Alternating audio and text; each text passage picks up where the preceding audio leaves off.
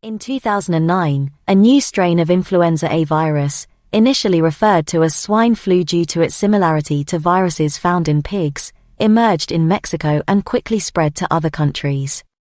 The virus was later named the 2009 H1N1 influenza pandemic.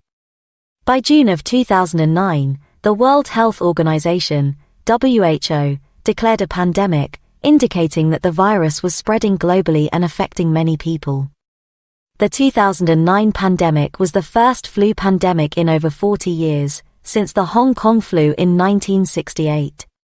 One of the unique features of the 2009 pandemic was that it primarily affected young and healthy people. This was different from most seasonal flu outbreaks, which tend to affect older adults and people with underlying health conditions. While most people who contracted the virus experienced mild symptoms, it caused severe illness and death in some cases, particularly in people with underlying health problems. In response to the pandemic, many countries implemented measures to try to slow the spread of the virus. These measures included school closures, travel restrictions, and social distancing measures. Vaccines were also developed and distributed around the world to help protect people from the virus. The 2009 H1N1 pandemic had a significant impact on the world's healthcare systems, with many hospitals and healthcare facilities overwhelmed with patients.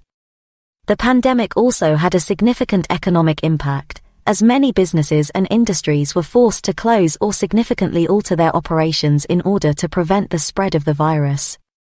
There were many deaths and cases of illness reported during the 2009 H1N1 influenza pandemic. According to the Centers for Disease Control and Prevention, CDC, the pandemic resulted in an estimated 12,469 deaths in the United States and 284,400 deaths globally. It's worth noting that these numbers are estimates and that the actual number of cases and deaths may be higher, as not all cases are reported and recorded. The true impact of the pandemic may never be fully known. However, despite the high number of cases and deaths, it's important to remember that most people who contracted the virus experienced mild symptoms and recovered without complications. The pandemic primarily affected young and healthy people, and many of the deaths occurred in people with underlying health conditions.